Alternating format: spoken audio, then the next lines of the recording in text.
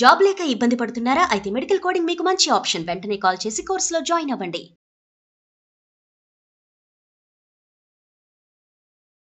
నమస్తే రమగారు. నమస్తే జయ. రమగారు, సత్సంగాలకి వెళ్తూ ఉంటారు, అట్లనే గురువులు చెప్పేవి కొంతమంది ఫాలో అవుతూ ఉంటారు.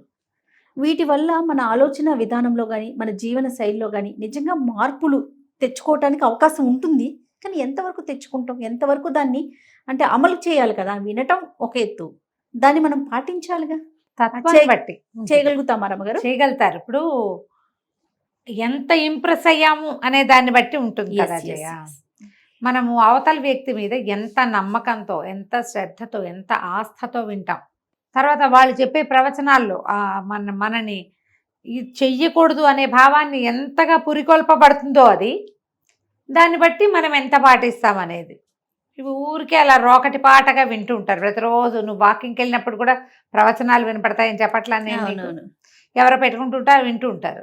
ఈ వింటూ ఉండటం వల్ల కాదు, నువ్వు ఏదో పని చేస్తూ వింటాం కాదు, అదే పని చేస్తూ వింటాం. పురాణం వేరు, సత్సంగం వేరు. పురాణాలు, కథలు, ప్రవచనం వినడము ఒక రకం చేయ. ప్రవచనం వింటే ప్రపంచ జ్ఞానం పెరుగుతుంది. ఓకే. సత్సంగము కొంచెం డిఫరెంట్ థింగ్. సత్సంగంలో ఎక్కడో జరిగింది, ఎవరో చేసింది ఏదో కథ కాదు. అసలు చెయ్యవలసింది ఏమిటనేది, ఏది చేస్తే ఏం లభిస్తుందో చెప్పబడుతుంది సత్సంగాల్లో. అందులో కూడా సత్సంగం అంటే అలాంటి మాటలు వినడానికి ఆసక్తి చూపించే గుంపే ఉంటుంది అక్కడ. సార్వజనీయమైన వ్యవహారం కాదు. అందరికీ చెప్పిన వాళ్ళు ఎవరు వినరు, వెళ్ళరు సత్సంగాలకి. ఎక్కడో ఒక ఇంట్లో 15 మందో 20 మందో కొంచెం భజన చేసుకుని కాస్త ఏదో భగవన్నామ సంకీర్తన చేసి ఓ 2 పాటలు పాడి అప్పుడు ఏమంటారు వర్డ్ ఫర్ దిస్ డే అనో ఏదో కాసేపు 10 నిమిషాలు సత్యం మాట్లాడండి, పరోపకారం చేయండి, నరసేవే నారాయణ సేవ, ఇట్లా ఏదో చిన్న టాపిక్ తీసుకుని ఒక 10 నిమిషాలు సింపుల్ ప్రసంగం. ఇది సత్సంగం. పురాణం అనుకో, ఇలా మన మహాభారతం చెప్పుకుంటూ వెళ్తే మహాభారతంలో ఇంపార్టెంట్ ధర్మాలు, వేదంతో సమానమైంది కదా, పంచమ వేదం అంటారు. ఇంపార్టెంట్ ధర్మాలు, జీవితానికి అవసరమయ్యేది, మహాద్భుతమైన భగవద్గీత ఉన్నట్టే రకరకాల కథలు, గాథలు ఉన్నాయి. బుద్ధి కథాగాథలోకి ప్రవర్తిస్తుంది కానీ ధర్మం పట్ల ప్రవర్తించదు. ప్రవర్తించదు అంతగా. మనం కథల్లోకి వెళ్తూ ఉంటాం, సన్నివేశంలోకి వెళ్తాం. ధర్మంలోకి వెళ్ళేలాగా చేసే అవకాశం ఉంటుంది కానీ తక్కువ. కానీ సత్సంగంలో ఎక్కువ ఉంటుంది. సత్సంగం వింటే శ్రద్ధ పెట్టి విని అందులో ఉన్న భావంలోకి గనక బలంగా మనం ప్రవేశించగలిగితే మన జీవితంలో తప్పకుండా మార్పు వస్తుంది.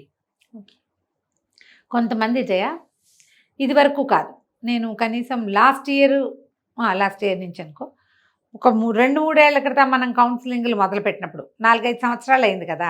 అవును. ఇన్నాళ్లలో నేను నా పద్ధతి మార్చుకోవాలనుకుంటున్నాను అని, కానీ ఇది నేను సరిగ్గా ఆలోచిస్తున్నానా, ఏమై కరెక్ట్ అని కానీ నన్ను అడిగిన వాళ్ళు ఇది వరకు లేరు జయ.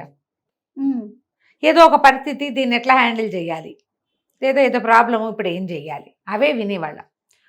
ఈ సంవత్సరం అంటే 24 and 23లో నేను చాలా ఫ్రీక్వెంట్గా, ఒకటి మనకి ఫోన్ల ద్వారా వచ్చిన కౌన్సిలింగ్లే కానీ, లేదా నాకే స్వయంగా వచ్చినవి కానీ, నేను సరిగ్గా ఉన్నానా అసలు అని అడిగేవాళ్ళు పెరిగారు. అంటే ఎవరికి వారు మనం క్వశ్చన్ చేసుకుంటున్నారు. మంచి విషయం. హ్యాట్స్ ఆఫ్ టు ప్రవచనకర్తలు. వాళ్ళ వల్లే ఇది సాధ్యపడింది. నువ్వు సరిగ్గా ఉన్నావా లేదా అనేది చూసుకో. పదే వింటున్నావు. అద్దం చూసుకో, నీ అద్దం నువ్వు చూసుకుని నిన్ను నువ్వు దిద్దుకో, తర్వాత ప్రపంచాన్ని దిద్దుదు గాని.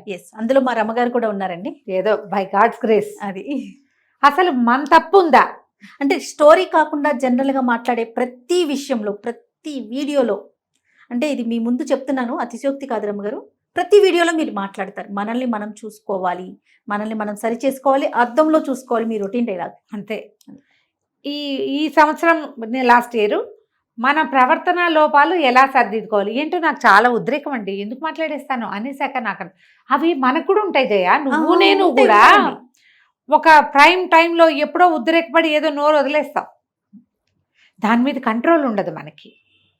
ఒక అనవసరమైన విషయాలకి కోపం తెచ్చుకుంటాం. కొన్నిటి మీద అనవసరంగా పంతం పడతాం. మనుషులం కాదు, ఎస్. మనుషులం కదా, ఇలాగే అవుతుంది. కానీ ఎవరికి వాళ్ళు నాది పొరపాటు, నేను ఇలా చేసి ఉండకూడదు అని లోపల సర్దుకునే వాళ్ళు ఒక realize కొంత అవుతారు. పర్సంటేజ్. నాది పొరపాటు, నేను ఇలా తప్పు చేశాను అని చెప్పేవాళ్ళు ఇంకో జాతి.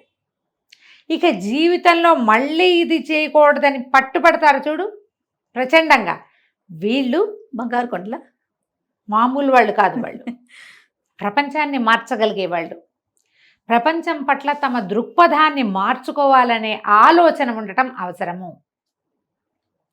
ఎవరేమన్నా దాన్ని మిస్అండర్స్టాండింగ్ చేసేసుకోవటం, ప్రతి మాటకి తప్పర్థం తీయటం, కోడిగుడ్డుకి కోడిగుడ్డుకి ఈకలు పీకటం, నేను అద్భుతమైన దాన్ని ఎదురుగుండా వాళ్ళకి తప్పు. అవును అవును. మళ్ళీ ఇదే కాకుండా ఎవరైనా ఇంకోటి చెప్తారు, వాళ్ళ ఉద్దేశం అది కాదు, వాళ్ళ ఉద్దేశం ఇదేం చెప్తారు.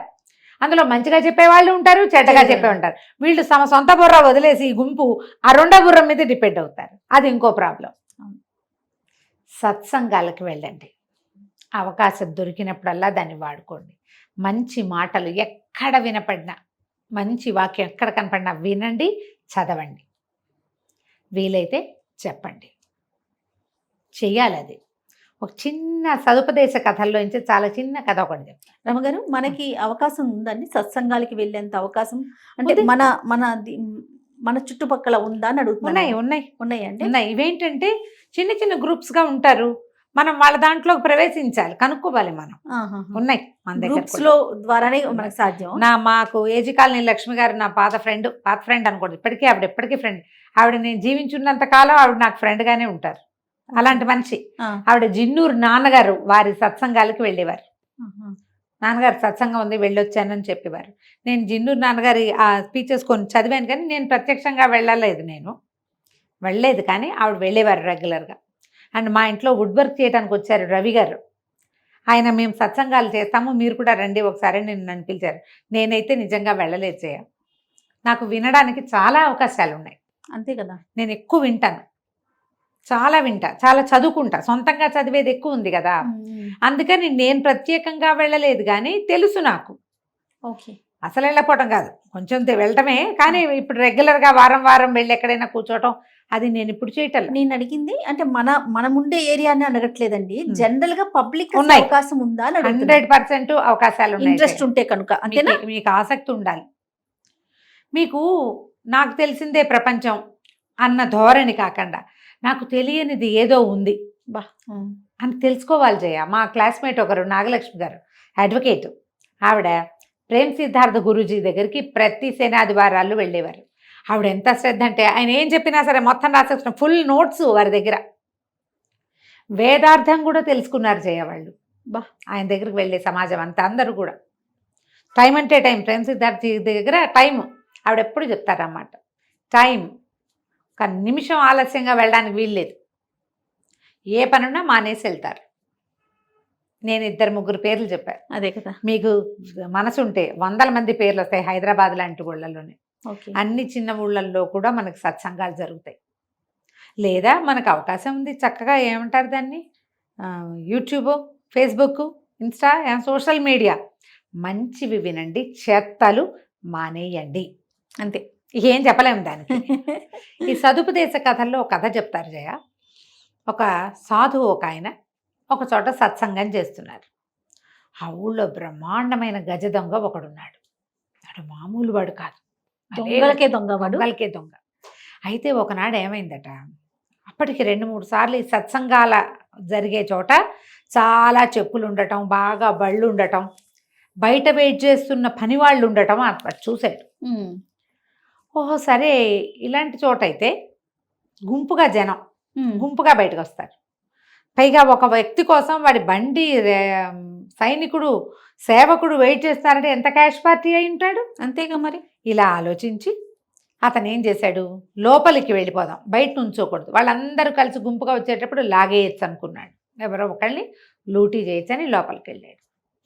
కొంచెం తేలికపాటి దుస్తులు ధరించి, మామూలుగా అతను వేసుకునే ముదురు రంగు బట్టలు కాకుండా తేలికపాటి రంగులున్న వస్త్రాలు ధరించి లోపల కూర్చున్నాడు.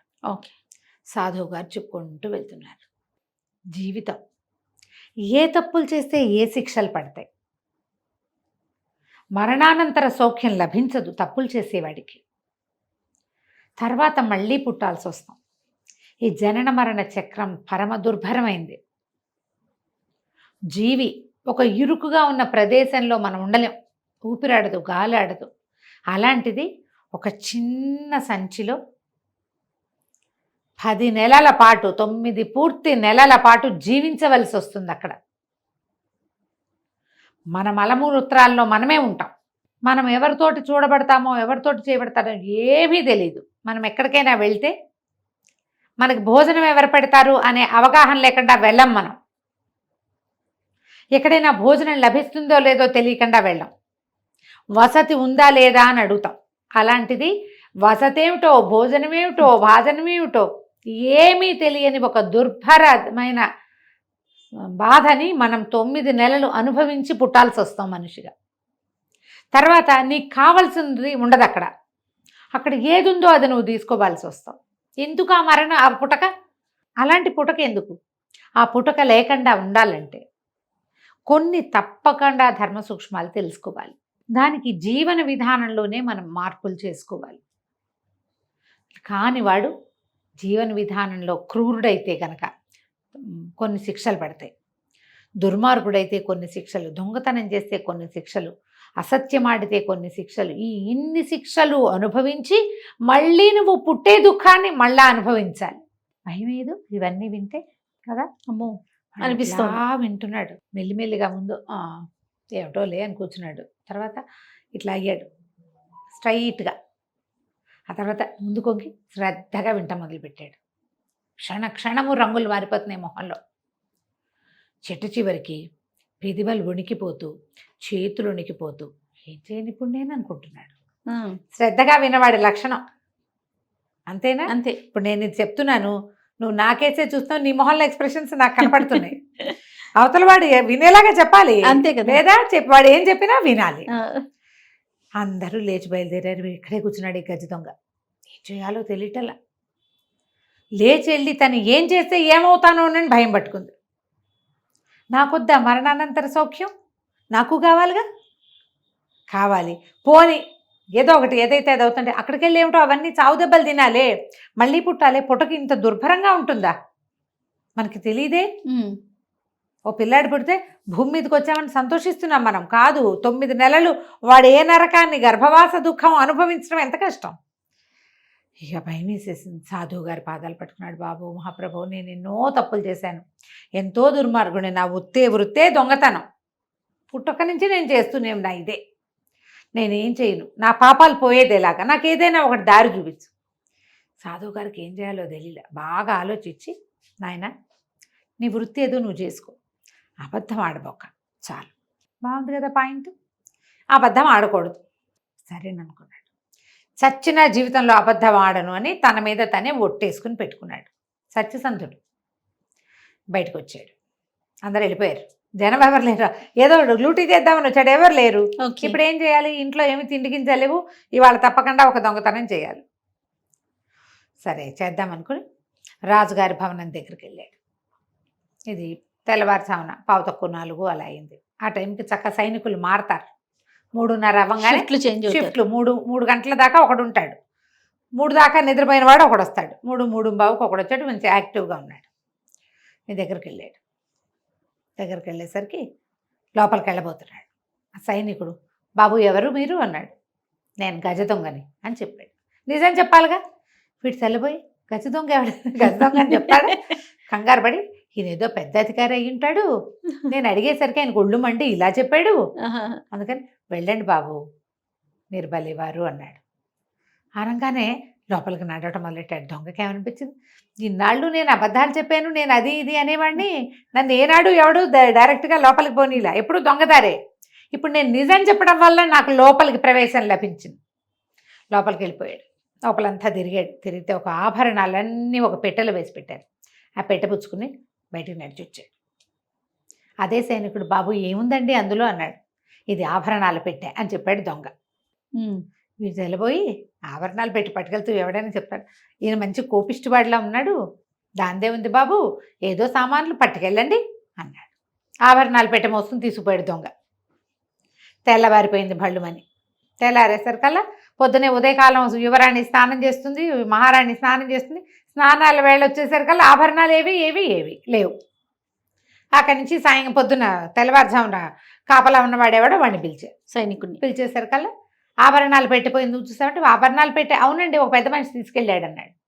అదేమిట్రా నీ కడుపుడక సరిగ్గా చెప్పరా అంటే, తెలీదండి ఒక ఆయన వచ్చాడు, పెద్ద మనిషి, మంచి పుస్తీలు, మీసాలు గీసాలు దిట్టంగా ఉన్నాయి, చాలా పెద్దవాడు. ఎవరు బాబు అని అడిగితే గజ దొంగను అన్నాడు. ఏదో పెద్ద ఆఫీసర్ అయి ఉంటాడు, వేళకోళం ఆడుతున్నాడు, ఆయన కోపం వచ్చింది, ఎవరని అడిగానని, నేనా కొత్తవాడిని, అందుకని లోపలికి వెళ్ళమన్నా. ఆయన ఒక గంట తర్వాత వెనక్కి తిరిగి వచ్చాడు, ఇంత పెద్ద పెట్టె పుచ్చుకొచ్చాడు. వీళ్ళు లోపల నుంచి ఇంకో పెట్టె తెచ్చారు. ఇట్లాంటిదేనా అన్నారు. అట్లాంటిదేనండి అన్నాడు. ఆయన ఆభరణాలు మోసుకెళ్తున్నాడు. మోసుకెళ్తుంటే ఏమిటండి అని అడిగాను. ఆభరణాలు పెట్టని చెప్పాడు. ఆయన వేళకోళం ఆడుతున్నాడు, ఆయన కోపం వచ్చింది, నా పెట్లో ఎదుంటే నీకెందుకురా అనకుండా ఇలా వేళకోళం ఆడుతున్నాడు అనుకుని పంపేశానండి అని. రాజు ఆశ్చర్యపోయాడు. ఒక దొంగ నేను దొంగనని చెప్తాడా? ఆభరణాలు పట్టుకెళ్ళిపోతూ ఆభరణాలు వీడికి అర్థం కాలా, వీడు దాన్ని డైరెక్ట్ మీనింగ్ తీసుకోవాలా. ఆయన ఏదో వెటకారం వేళాకోళం కాదు వెటకారం అనుకున్నాడు. కూర్చున్నాం ఇక్కడ అలా అంటారు కదా, అలా భావించాడు. వాడు మాత్రం సత్యసంధుడు, వాడు ఎక్కడున్నాడో పట్టుకోవాలి. అతను ఇది గది దొంగ లోపల నుంచి పెట్టుకెళ్ళేటప్పుడు ఏమనుకున్నాడంటే, పట్టుబడ్డానా ఇక దొంగతనం చెయ్యను అనుకున్నాడు. సరే అక్కడి నుంచి ఈ పుచ్చుకుని వెళ్తున్న వాళ్ళు ఎక్కడ ఎటు వెళ్ళాడని అన్ని రోడ్ల మీద, అప్పుడు సీసీ కెమెరాలు లేవుగా, వాళ్ళని వీళ్ళని కనుక్కొని దొంగ ఇంటికి వెళ్ళిపోయారు సైనికులు. ఓకే, పట్టుబడిపోయాడు. పట్టేశారు కదా, పట్టుకున్నారు, తీసుకొస్తే దండం పెట్టాడు. బాబు జన్మలో దొంగతనం చేయనని దండం పెట్టుకున్నానండి, కొట్టేసుకున్నాను, ఇక చేయనండి అన్నాడు. సరే కానీ నువ్వు ఎందుకు చెప్పావు అని అడిగాడు రాజు. అంటే అసత్యం ఆడనని ఒట్టేశానండి సాధువు గారికి, అందుకని ఇక నేను అబద్ధం ఆడకూడదు. ఓకే, దొరికిపోయానంటే దొంగతనం చేయను అన్నాను, కాబట్టి ఇక చెయ్యి దొంగతనం చేయ అంటే రాజు అన్నాడు, నా భవనానికి కాపలాదారుగా ఉండు, నువ్వు అబద్ధం ఆడవు, దొంగతనం చేయవు, నువ్వే కావాలి నాకు అంతే అని చెప్పి పెద్ద జీతం మీద ఆ దొంగని ఇది చేసుకున్నాడు, తన కాపలాదారుగా చేసుకున్నాడు.